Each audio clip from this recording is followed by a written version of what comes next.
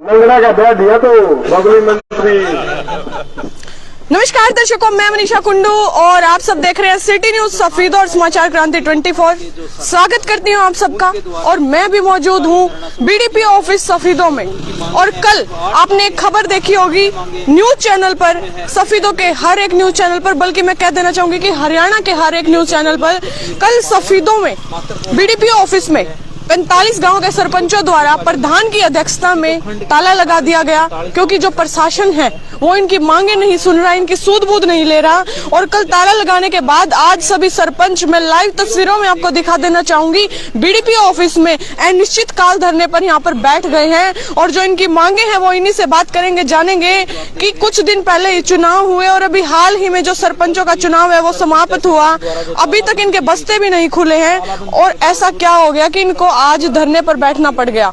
टोहाना में एक सरपंचों के संगठन की मीटिंग हुई थी, उसमें यह फैसला लिया गया था कि आप हरियाणा के हर एक ब्लॉक में, जिले में सभी बीडीपी ऑफिस में ताला लगा देंगे। तो कल इन्होंने ताला लगाया, लेकिन इनकी मांगे नहीं मानी गई। आज ये अनिश्चितकालीन धरने पर बैठ गए हैं। और यहाँ पर सरपंचों के संगठन के सफीदों के जो प्रधान हैं, उप प्रधान हैं और एक्स जो प्रधान रहे हैं वो भी यहाँ पर मौजूद हैं। इनसे बात करेंगे, जानेंगे कि क्या क्या इनकी मांगे हैं, क्यों ये इस धरने पर बैठ गए हैं। कल ताला भी लगाया गया, उसके बावजूद भी कोई इनकी सूद बूद नहीं ली गई।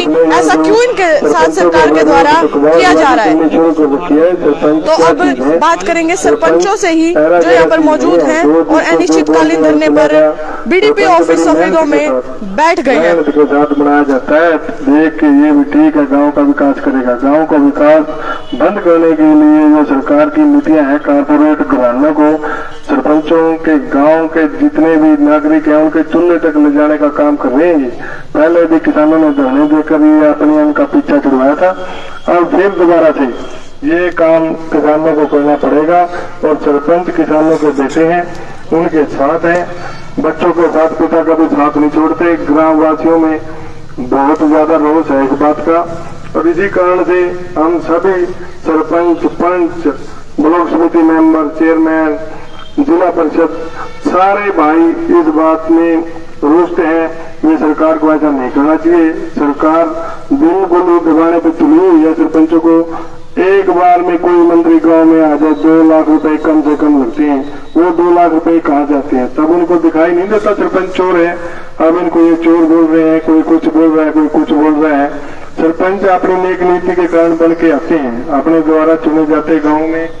और ये मंत्री चुने जाने के बाद उसके कंधे पे हाथ रखे करते हैं, आप मेरी पार्टी में आओ, आप मेरी पार्टी में आओ। 5 वोट दिलवाने का काम नहीं करता कोई भी मंत्री किसी सरपंच को। सरपंच के द्वारा ही एमएलए बनाए जाते हैं। एमएलए बन के ये मोहनी या लंगड़ा का डैडी इतना बेरा लाग दो इस बात का, भाई सरपंच लंगर है कि चीज है कि छुट्टी है। और बाकी मेरा भाई बिल्कुल बताओगे आपको अगली बात। सभी सरपंच भाइयों को राम राम। आज जो आपने ये अनिश्चितकालीन धरना शुरू किया है, मैं आप सबको बहुत बधाई देता हूं कि सरकार की ये जो तानाशाही रवैया है, इसके खिलाफ जो आप आवाज उठा रहे हो, आप बहुत ही धन्य हो। क्योंकि इस सरकार का पीछे भी यही जो इसका आप देख कर आ रहे हैं कि हर चीज में इसने अपनी तानाशाही घुसा दी है। जो सरपंच होता है ये एक बहुत मान और सम्मान का ओहदा है। सरपंच पुरानी परंपरा से चलता है, जब से मुखिया कोई भी व्यक्ति गांव में एक व्यक्ति ऐसे को चुना जाता था कि जो भी पंचायती तौर पे सिर्फ एक विकास कार्यों के लिए सरपंच की जरूरत नहीं होती। सरपंच की गांव का भाईचारा बनाए रखने के लिए, प्रशासन के साथ तालमेल रखकर चलने के लिए सरपंच का एक ओहदा है जो वो बहुत ही महत्वपूर्ण ओहदा है। लेकिन जो समय समय पर ये सरकार सरपंचों को नीचा दिखाने का काम कर रही है, ये इनके लिए अच्छी बात नहीं है और आने वाले समय में ये इनको भुगतना पड़ेगा। सरपंच गांव से एक सम्मानित व्यक्ति होता है जो चुनकर आता है। जो सरपंच का इलेक्शन है ये सभी इलेक्शनों से ऊपर है।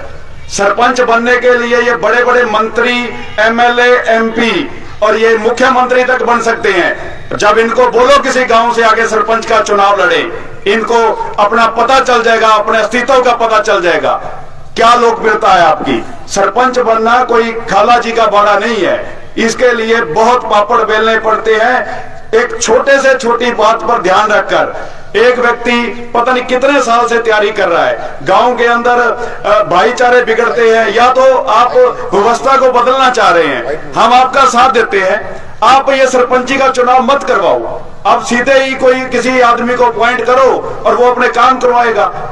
क्यों? तो आप भाईचारा बिगाड़ रहे हो।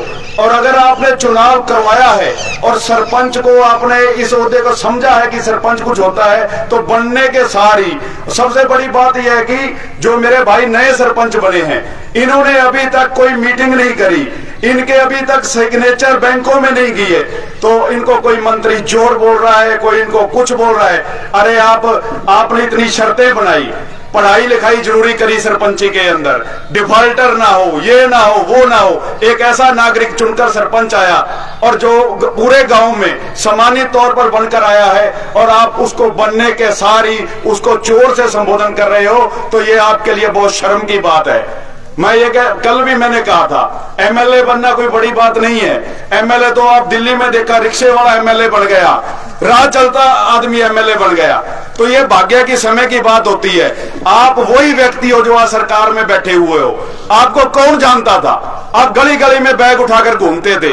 आज सरकार में आप आ गए हो तो इन लोगों की वजह से आए हो। ये जो सरपंच बैठे हैं गांव से, इनकी वजह से आए हो, इनके रसूख की वजह से आए हो। आपको वोट दिलवाए होंगे, जब वोट लेने आते हो तो इनके घर में आते हो। आज आप बड़ी बड़ी कुर्सियों पर बैठकर आज आप तानाशाह समझने लग गए हो अपने आप को। ये आपके लिए अच्छी बात नहीं है। मैं तो आपको लास्ट में एक चेतावनी देना चाहता हूं, अगर आपने आपके अंदर कोई राज को आगे सपना है और राज को देखकर चल रहे हो, तो अपनी जमीनी हकीकत को पहचानो और इन चुने हुए जो हमारे सरपंच भाई हैं या और भी ओहदेदार हैं, इनकी इज्जत करना सीख लो। और इसी के साथ मैं सभी भाइयों से ये अनुरोध करना चाहता हूं, जो भाई मेरे आज इस धरने में नहीं पहुंचे, भाई ये आप सबकी लड़ाई है, आपके हकों की लड़ाई है। जैसे ये सरकार दमनकारी नीति अपनाकर सबको चुप कराना जानती है, लेकिन ये सरपंच ऐसे नहीं है कि आपके सामने झुक जाएंगे। हम अपने हकों की बात कर रहे हैं। ठीक है, आप सब कुछ करवाओ, लेकिन उस प्रक्रिया के अंदर सरपंच को शामिल तो करो। आप ई टेंडरिंग कर रहे हो, पोर्टल पर कह रहे हो कि पोर्टल पर आपके काम आ रहे हैं, ई टेंडरिंग हो रही है, सरपंच को पता भी नहीं है, तो फिर सरपंच बनाया क्यों है?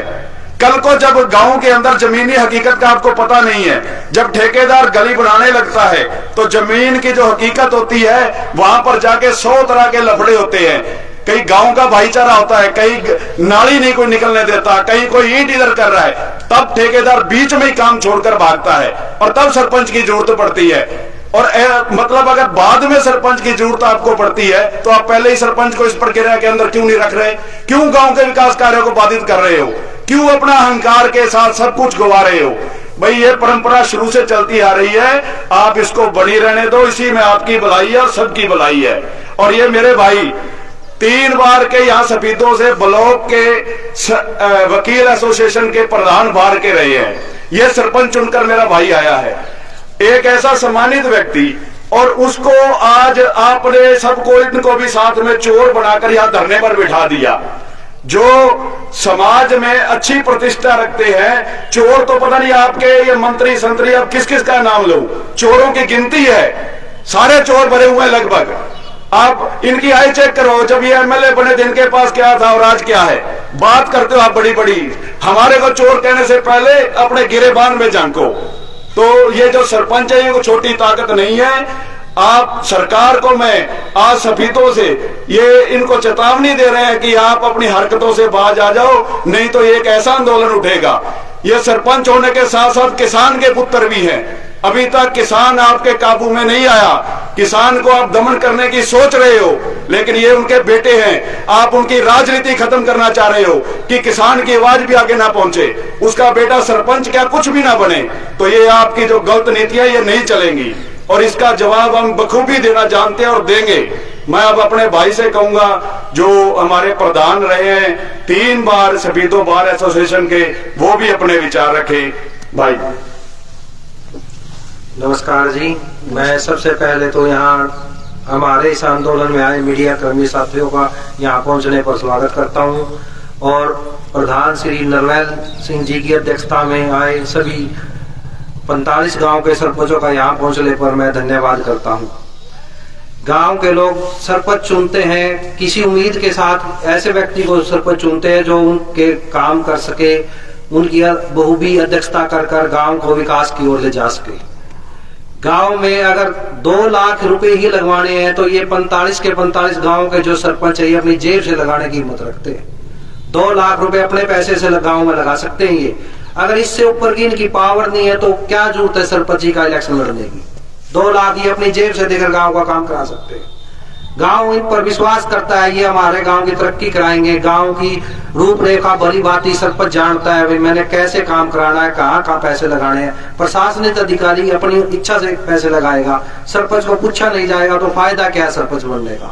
मैं प्रधान जी को आश्वासन देता हूँ, इस आंदोलन को खूब बखूबी चलाएं, हम उनके साथ दिल जान से खड़े हैं।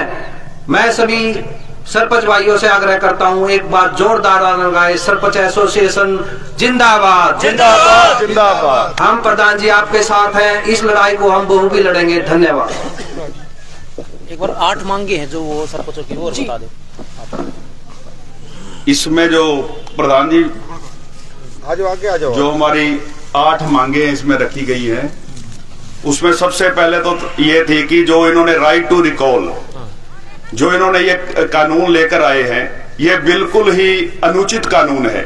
जब आज तक आपने कितने, आप अपने पे लागू करो ना। पहले आप कुछ अगर कोई चीज नहीं लेकर आए हो तो अगर आप में दम है तो पहले ये अपने पर लागू करो।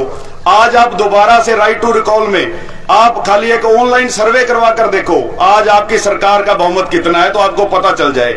आप गांव का ही भाईचारा क्यों बिगाड़ना चाहते हो? सबसे पहले तो हम इस कानून की कड़े शब्दों में निंदा करते हैं कि ये राइट टू रिकॉल जो सरपंच के इलेक्शन में है इसको समाप्त करें।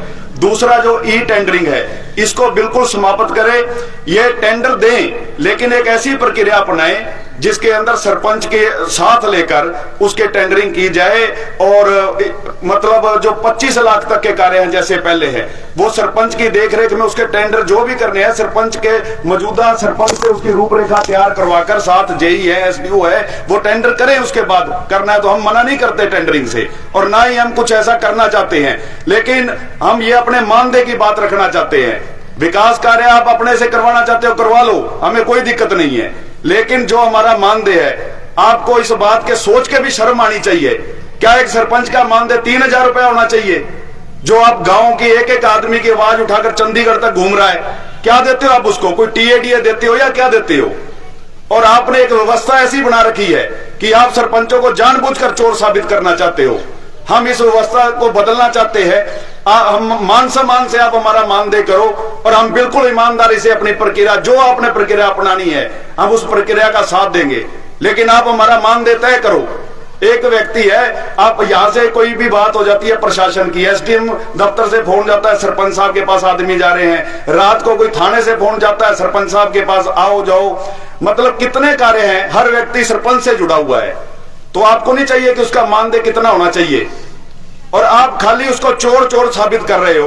अब एक ऐसे ऐसे गांव है जहां पे मतलब 50 लाख 1-1 करोड़ लोग लगाकर सरपंच बने हैं। वो हमारी आपसी गांव की राजनीति है और जिसके बल पर आपकी बड़ी राजनीति चलती है। एक मांग जो मैं सबसे यही थी कि जो ई टेंडरिंग की आप ऐसी प्रक्रिया है या तो उसको समाप्त कर दो या उसकी पूरी जो उसमें सरपंच को उसमें इन्वॉल्व करो और सरपंच का मानदेय बढ़ाओ।